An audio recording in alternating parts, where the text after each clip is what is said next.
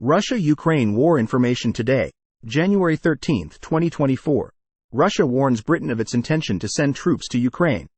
Kiev spoke up about plans to mobilize troops. Ukraine says Russia is not operating effectively. Mr. Alexander Syrsky, Army Commander of the Armed Forces of Ukraine, said that Russia has not achieved the goals set in recent months. According to him, Moscow's offensive is gradually decreasing. I want to say that the Russian army's attack will not be successful. They have repeatedly set themselves deadlines to gain control of certain areas, access certain borders, and then postpone them, said Mr. Syrsky. However, Ukrainian officials said that Russia continues to attack in many directions and admitted that Moscow has enough resources.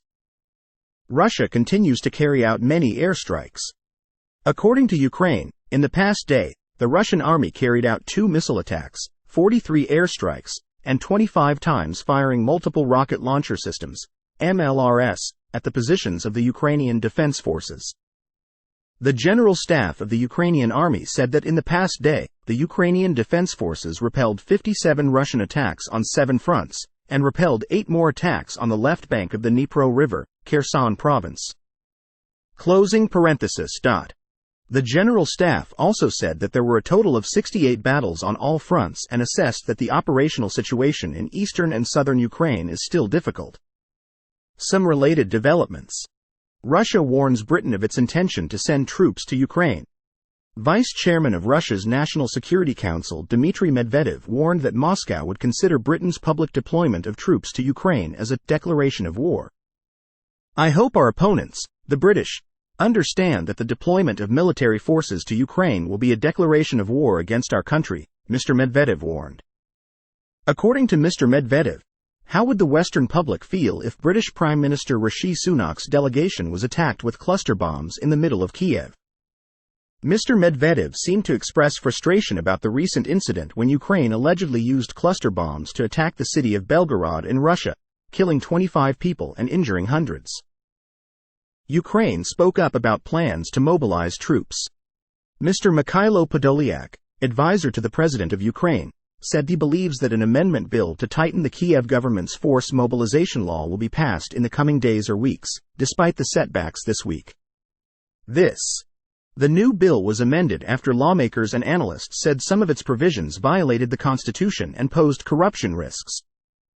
In addition to requiring some people who were exempt from military service to enlist, the bill also introduces new ways to crack down on individuals who avoid the draft. Mr. Podolyak also accused some lawmakers of playing politics at a time when the country is experiencing conflict. He also said that this group of parliamentarians does not want to make unpopular decisions about mobilization. The U.S. is increasingly skeptical of aid to Ukraine. Kremlin spokesman Dmitry Peskov said that more and more officials in the U.S. are questioning whether the huge amount of money supporting Ukraine is being spent effectively.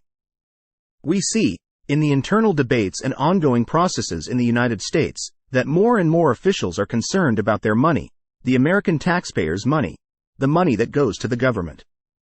Where was the Kiev government last year? Do these funds help achieve any results? Mr. Peskov said. Russia warns if the U.S. confiscates assets. Russian Foreign Ministry spokeswoman Maria Zakharova accused the U.S. of trying to create a legal cover to steal Russia's sovereign assets, a move that Moscow has repeatedly warned would violate international and domestic law. Weaken the global financial system. In my opinion, this is 21st century piracy, Ms. Zakharova warned. Ms. Zakharova accused Washington of trying to force the European Union, EU, to join the plan to confiscate Russian assets. She announced that Moscow would respond fiercely if Russian assets were stolen. Responsive measures will be taken. They will cause pain, the Russian Foreign Ministry spokesman emphasized. British Prime Minister visits Ukraine. British Prime Minister Rishi Sunak arrived in Kiev to meet Ukrainian President Volodymyr Zelensky. Prime Minister Sunak said he hoped to send a strong signal to show Kiev London's support. Accordingly, Mr. Sunak pledged a new support package worth £2.5 billion to Ukraine, more than the amount of aid London had given in previous years. Speaking at a joint press conference with Mr. Zelensky in Kiev, Prime Minister Sunak said the new amount of money also proves Britain's resources. Our opponents around the world believe that we do not have enough patience or resources for prolonged wars, the British Prime Minister emphasized.